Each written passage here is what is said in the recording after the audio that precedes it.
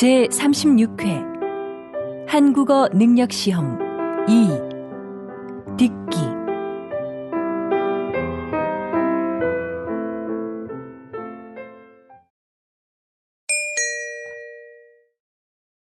현재 비만세를 도입하거나 검토하고 있는 국가가 많습니다. 이제 우리도 열량만 높고 영양가는 없는 식품을 만들거나 판매하는 사업자에게 세금을 내게 해야 한다고 봅니다. 통계에 따르면 우리나라는 비만율이 낮은 국가 중에 하나인데요. 굳이 새로운 세금을 만들어 사업자에게 부담을 줄 필요가 있을까요? 그러면 상품 가격이 올라갈 수밖에 없고 그 부담은 고스란히 소비자에게 돌아갈 것입니다. 단순히 경제 논리로만 볼 것이 아니라 좀 더 멀리 내다봐야 합니다. 고열량식으로 청소년들의 비만율이 높아지고 있습니다. 일리 있는 말씀입니다. 하지만 그 문제에 대해서는 다양한 각도에서 봐야지요. 예를 들어 운동 부족 등의 요인도 생각할 수 있지 않겠습니까? 다시 들으십시오. 현재 비만세를 도입하거나 검토하고 있는 국가가 많습니다. 이제 우리도 열량만 높고 영양가는 없는 식품을 만들거나 판매하는 사업자에게 세금을 내게 해야 한다고 봅니다. 통계에 따르면 우리나라는 비만율이 낮은 국가 중에 하나인데요. 굳이 새로운 세금을 만들어 사업자에게 부담을 줄 필요가 있을까요? 그러면 상품 가격이 올라갈 수밖에 없고 그 부담은 고스란히 소비자에게 돌아갈 것입니다. 단순히 경제 논리로만 볼 것이 아니라 좀 더 멀리 내다봐야 합니다. 고열량식으로 청소년들의 비만율이 높아지고 있습니다. 일리 있는 말씀입니다. 하지만 그 문제에 대해서는 다양한 각도에서 봐야지요. 예를 들어 운동 부족 등의 요인도 생각할 수 있지 않겠습니까?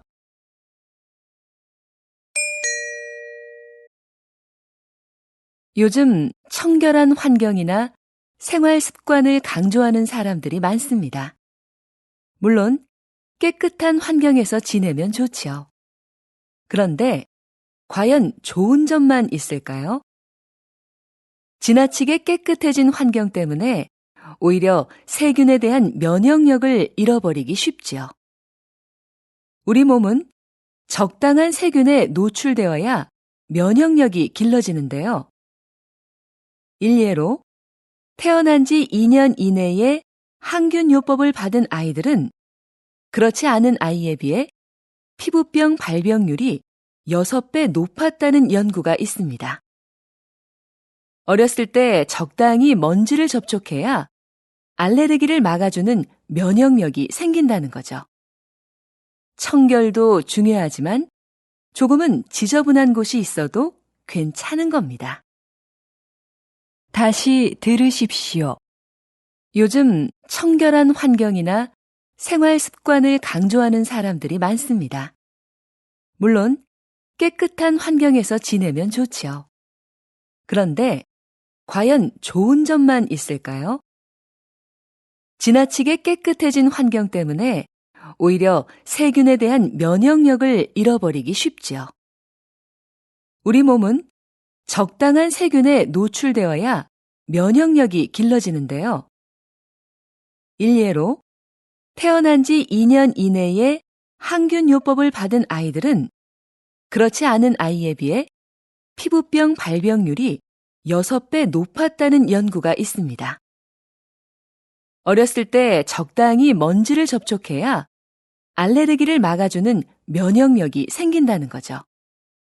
청결도 중요하지만 조금은 지저분한 곳이 있어도 괜찮은 겁니다.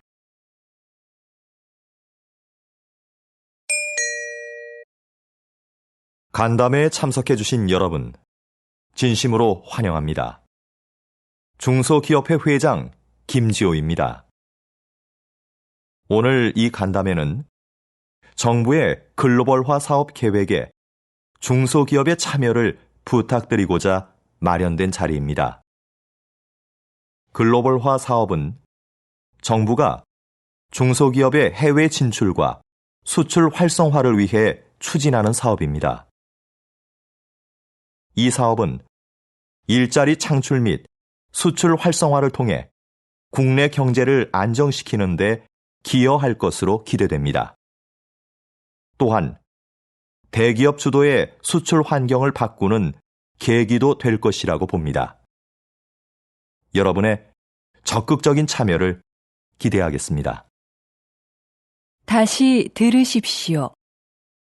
간담회에 참석해 주신 여러분, 진심으로 환영합니다.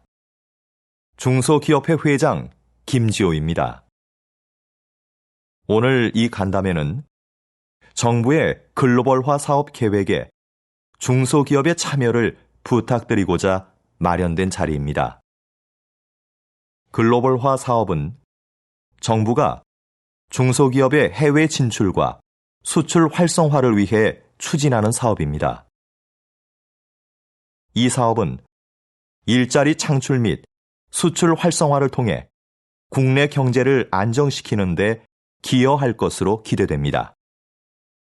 또한 대기업 주도의 수출 환경을 바꾸는 계기도 될 것이라고 봅니다. 여러분의 적극적인 참여를 기대하겠습니다. 대표님은 날씨 경영인이라고 알려져 있는데요. 조금 생소한 말입니다. 날씨 경영이 어떤 사업인지 소개 좀 해주시겠습니까? 말 그대로 날씨에 대한 정보를 기업에 제공해 경영에 도움을 주는 사업입니다. 기업이 날씨 정보를 통해 미리 제품의 매출이나 소비자의 구매 욕구, 선호 상품 등을 분석하고 마케팅 전략을 세우면 경제적 손실을 극복하고 매출을 극대화할 수 있다는 거죠. 현재 국내 산업의 70에서 80%가 날씨에 직간접적으로 영향을 받고 있어 기상산업이 중요시되고 있는데요. 아직은 다른 나라에 비해 날씨 경영을 도입한 기업이 많지 않습니다. 하지만 정부에서 미래 유망 사업으로 선정할 정도로 점차 중요성이 부각되고 있습니다. 이제 날씨 정보는 단순히 재해 예방 차원을 넘어 경영 이익과도 연결되는 필수 요소로 인식되고 있는 겁니다. 다시 들으십시오. 대표님은 날씨 경영인이라고 알려져 있는데요. 조금 생소한 말입니다. 날씨 경영이 어떤 사업인지 소개 좀 해주시겠습니까? 말 그대로 날씨에 대한 정보를 기업에 제공해 경영에 도움을 주는 사업입니다. 기업이 날씨 정보를 통해 미리 제품의 매출이나 소비자의 구매 욕구, 선호 상품 등을 분석하고 마케팅 전략을 세우면 경제적 손실을 극복하고 매출을 극대화할 수 있다는 거죠. 현재 국내 산업의 70에서 80%가 날씨에 직간접적으로 영향을 받고 있어 기상산업이 중요시되고 있는데요. 아직은 다른 나라에 비해 날씨 경영을 도입한 기업이 많지 않습니다. 하지만 정부에서 미래 유망 사업으로 선정할 정도로 점차 중요성이 부각되고 있습니다. 이제 날씨 정보는 단순히 재해 예방 차원을 넘어 경영 이익과도 연결되는 필수 요소로 인식되고 있는 겁니다. 농촌이 환경보호의 기능을 하고 있다니 생각하지 못했던 점이에요. 우린 농촌 하면 흔히 식량 공급의 기능만 떠올리잖아요. 그럼 박사님, 농촌이 가지고 있는 또 다른 기능에는 뭐가 있을까요? 말씀드린 환경보호 기능 외에 공익적 측면의 기능도 있습니다. 전통 문화를 보존시키고 국토를 균형 있게 발전시킨다는 거죠. 농촌의 이런 기능을 중요하게 생각해서 다른 나라의 경우엔 농가에 정부 보조금을 지원하는 등 막대한 예산을 들이고 있는데요. 이건 농업에 투자하는 비용보다 사회에 돌아오는 혜택이 더 많기 때문입니다. 그야말로 농업이 경제지표 이상의 가치를 지니고 있다고 할 수 있는 거지요. 다시 들으십시오. 농촌이 환경보호의 기능을 하고 있다니 생각하지 못했던 점이에요.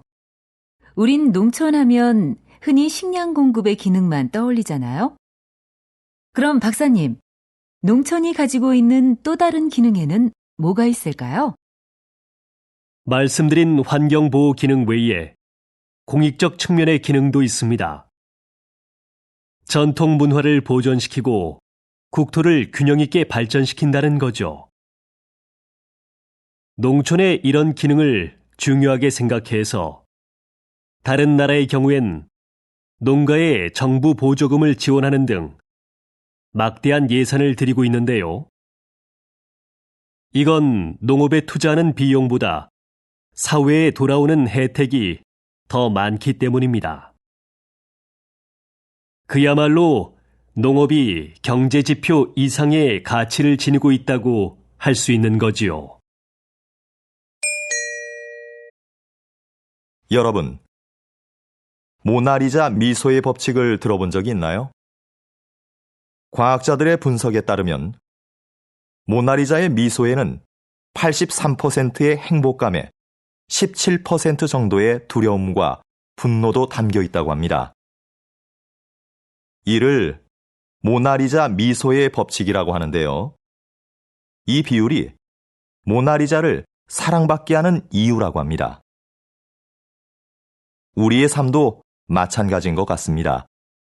기쁨과 슬픔, 행복과 불행이 적절히 조화를 이루는 삶이 결국 완전한 행복에 이를 수 있게 하는 길인 거죠. 슬픔과 괴로움 같은 부정적인 감정들은 좌절에 빠지게 하는 게 아니라 오히려 현실감을 유지하게 하여 궁극적으로는 행복감을 느낄 수 있게 하는 힘이 됩니다. 다시 들으십시오. 여러분, 모나리자 미소의 법칙을 들어본 적이 있나요? 과학자들의 분석에 따르면 모나리자의 미소에는 83%의 행복감에 17% 정도의 두려움과 분노도 담겨 있다고 합니다. 이를 모나리자 미소의 법칙이라고 하는데요. 이 비율이 모나리자를 사랑받게 하는 이유라고 합니다. 우리의 삶도 마찬가지인 것 같습니다. 기쁨과 슬픔, 행복과 불행이 적절히 조화를 이루는 삶이 결국 완전한 행복에 이를 수 있게 하는 길인 거죠. 슬픔과 괴로움 같은 부정적인 감정들은 좌절에 빠지게 하는 게 아니라 오히려 현실감을 유지하게 하여 궁극적으로는 행복감을 느낄 수 있게 하는 힘이 됩니다.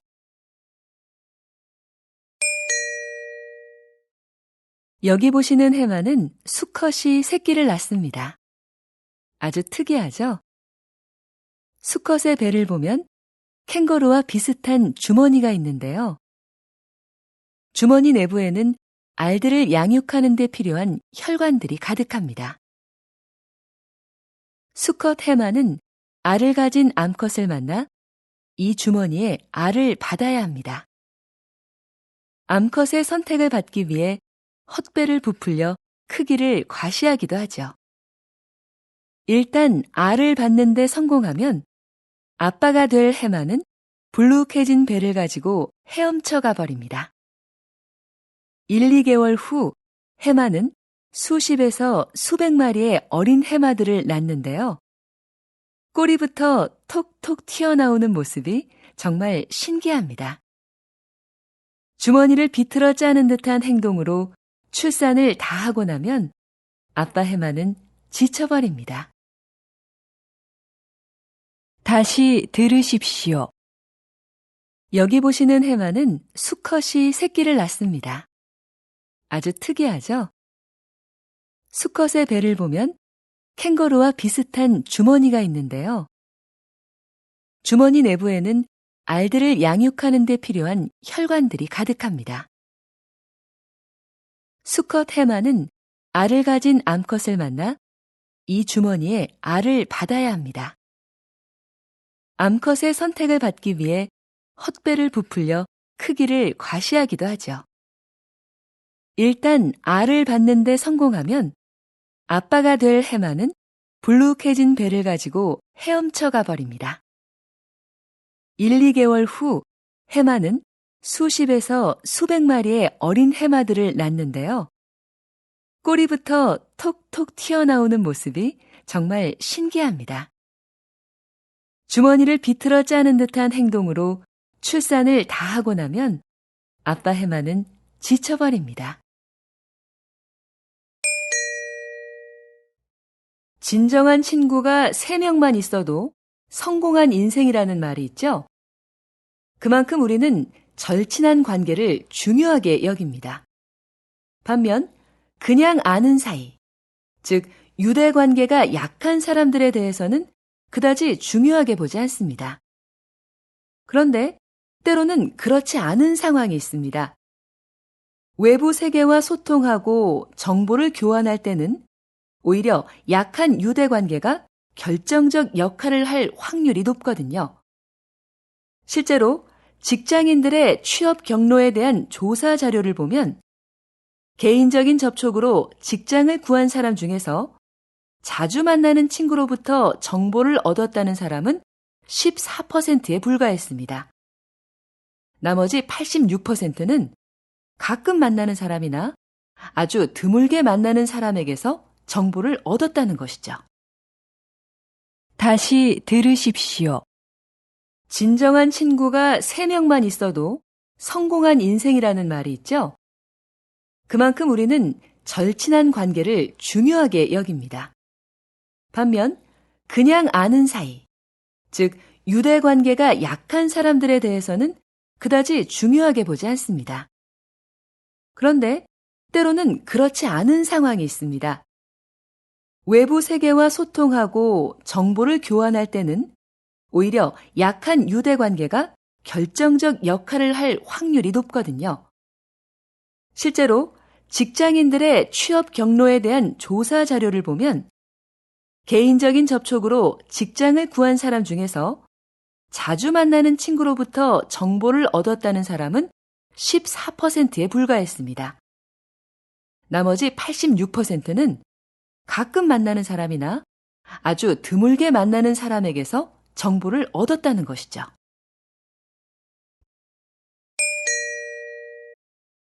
고서적하면 흔히 오래되고 뭔가 내용도 어려울 것 같은 옛 문헌들을 떠올리는데요. 박사님은 고서적 중에서도 일상적인 내용의 책들을 주로 연구해 오셨습니다. 왜 그런 책에 관심을 가지시는지, 또 그것을 연구하는 일이 현대에 어떤 의미가 있는지 궁금합니다. 제가 연구하는 고서들은 당시 일반 대중들이 많이 봤던 책입니다. 값싸게 만들어졌기 때문에 현재는 낡아서 볼품없고 버려지는 책들이지요. 하지만 많은 사람들이 읽었다는 점에서 중요도는 어느 것에도 뒤지지 않습니다. 분야도 다양해서 연애 소설이나 상업용 문서, 편지 작성법을 모아놓은 실용서 같은 것들이 있습니다. 이런 자료들을 통해서 옛사람들의 삶을 구체적이고 사실적으로 복원할 수 있는데요. 이것은 고서 연구뿐만 아니라 역사 연구라는 큰 틀에 있어서도 아주 기묘한 부분이라고 생각합니다. 다시 들으십시오. 고서적하면 흔히 오래되고 뭔가 내용도 어려울 것 같은 옛 문헌들을 떠올리는데요. 박사님은 고서적 중에서도 일상적인 내용의 책들을 주로 연구해 오셨습니다. 왜 그런 책에 관심을 가지시는지, 또 그것을 연구하는 일이 현대에 어떤 의미가 있는지 궁금합니다. 제가 연구하는 고서들은 당시 일반 대중들이 많이 봤던 책입니다. 값싸게 만들어졌기 때문에 현재는 낡아서 볼품없고 버려지는 책들이지요. 하지만 많은 사람들이 읽었다는 점에서 중요도는 어느 것에도 뒤지지 않습니다. 분야도 다양해서 연애 소설이나 상업용 문서, 편지 작성법을 모아놓은 실용서 같은 것들이 있습니다. 이런 자료들을 통해서 옛사람들의 삶을 구체적이고 사실적으로 복원할 수 있는데요. 이것은 고서 연구뿐만 아니라 역사 연구라는 큰 틀에 있어서도 아주 기묘한 부분이라고 생각합니다. 마키아벨리의 정치 사상을 해석하는 관점은 두 갈래로 나뉩니다. 먼저 군주는 목적을 위해서라면 수단과 방법을 가릴 필요가 없다는 기존의 해석인데요. 군주에게 도덕심은 필요 없으며 이익과 권력을 지키려면 잔인한 방법도 써야 한다는 것이 그의 사상의 핵심입니다. 다른 하나는 최근 나타나고 있는 새로운 해석인데요. 마키아벨리가 강력한 군주를 요구한 건 맞지만 그것은 비상 상황에 필요한 존재일 뿐이고 권력의 바탕은 언제나 국민이었다는 겁니다. 지금까지 마키아벨리는 냉혹한 정치 기술자로 인식되었는데 새로운 시각에서는 국민과 함께 잘 살기 위한 군주상을 제시했다고 본 겁니다. 진짜 마키아벨리의 생각은 무엇이었을까요? 여러분도 직접 그의 저서를 읽고 판단해 보시죠. 정치 철학을 고민해 볼 좋은 기회가 될 겁니다. 다시 들으십시오. 마키아벨리의 정치 사상을 해석하는 관점은 두 갈래로 나뉩니다. 먼저 군주는 목적을 위해서라면 수단과 방법을 가릴 필요가 없다는 기존의 해석인데요. 군주에게 도덕심은 필요 없으며 이익과 권력을 지키려면 잔인한 방법도 써야 한다는 것이 그의 사상의 핵심입니다. 다른 하나는 최근 나타나고 있는 새로운 해석인데요. 마키아벨리가 강력한 군주를 요구한 건 맞지만 그것은 비상 상황에 필요한 존재일 뿐이고 권력의 바탕은 언제나 국민이었다는 겁니다. 지금까지 마키아벨리는 냉혹한 정치 기술자로 인식되었는데 새로운 시각에서는 국민과 함께 잘 살기 위한 군주상을 제시했다고 본 겁니다. 진짜 마키아벨리의 생각은 무엇이었을까요? 여러분도 직접 그의 저서를 읽고 판단해 보시죠. 정치 철학을 고민해 볼 좋은 기회가 될 겁니다.